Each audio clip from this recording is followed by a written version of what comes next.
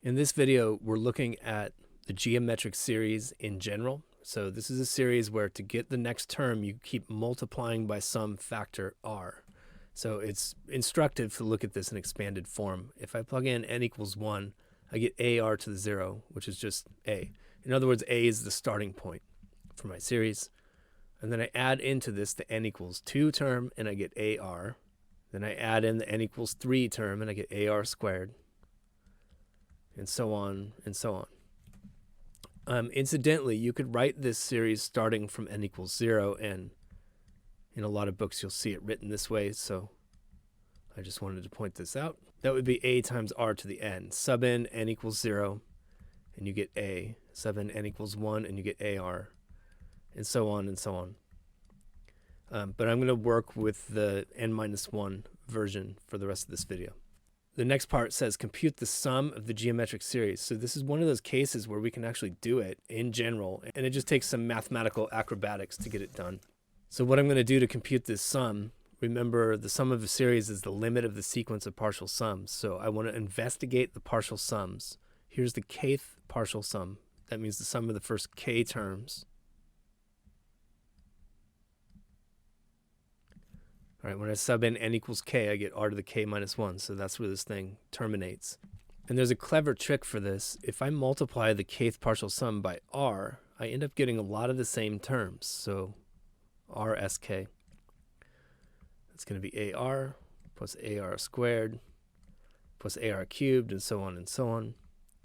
And it's going to tack 1 onto this exponent for my last term. That's going to give me ar to the k minus 1. I'm just backing up to one term before this last one, and then I have an ar to the k. And then I noticed that I could subtract these two things and eliminate almost everything from it, and it gives me some hope of finding an expression for the kth partial sum that I can actually take a limit of. So I'm taking the second thing and subtracting the first thing, and when I do that, certainly an ar to the k survives because there's not one of those to subtract from the first line. But the ar to the k minus 1 cancels. Same with a k minus 2, k minus 3, and so on. Ar squared cancels. Ar cancels. And it's going to leave me with an a surviving. So I have an ar to the k minus a. Now I can factor the sk out. I can factor the a out of the right-hand side. And I end up with an explicit expression for sk, and this is the kind of thing I could actually take a limit of. To put it in a little more traditional form, I'm going to factor a -1 out of the top and the bottom. So now we want to see if we can actually take the limit as k goes to infinity of this thing. And we actually have to look at a few cases here, sort of different values of r and how they would affect the sum. First off, if r is actually equal to 1, then this expression I wrote down is undefined. So I'm going to back up and look at what happens if r is equal to 1. So if I look at my kth partial sum and r is equal to 1, sk would just be a plus a plus a plus a, and so on and so on and so on. Well, if you never stop adding this finite number a in, this thing clearly blows up to infinity as k goes to infinity. Or I could actually write it down as k terms times a and take the limit as k goes to infinity if I want to be a little more formal about it. A is just a constant. You could pull it out in front of the limit, and the limit of k as k goes to infinity is just infinity. Now let's look at the other cases. I have limit as k goes to infinity a times the quantity 1 minus r to the k over 1 minus r.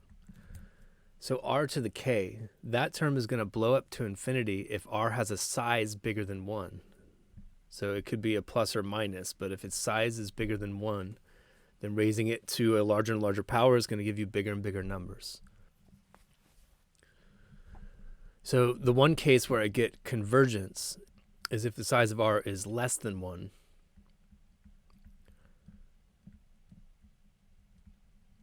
And this limit converges because if I take a number less than 1 and raise it to an enormous power, I'm going to get 0. So in the case where the size of this number is less than 1, the limit of sk as k goes to infinity is going to be a times 1 minus 0 over 1 minus r. In other words, a over 1 minus r. So now we know how to sum a geometric series, provided that this factor we're multiplying by every time has a size less than 1. It's going to converge to a over 1 minus r. Let's apply our new formula to this example. I have the sum as n goes from 1 to infinity of 5 over 2 to the n.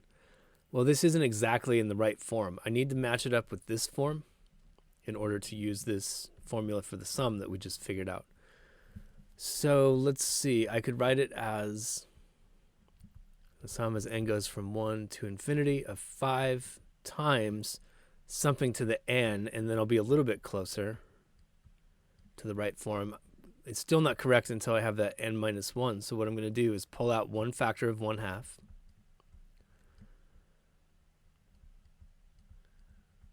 And that leaves n minus 1 of those factors over here. And now I have the right form. A is equal to 5/2 and r is equal to 1/2. And I can just sum this thing and I get 5/2. That's a over 1 minus r. And in the denominator, that's a half. Dividing by a half is the same as multiplying by 2, and I end up with a sum of 5.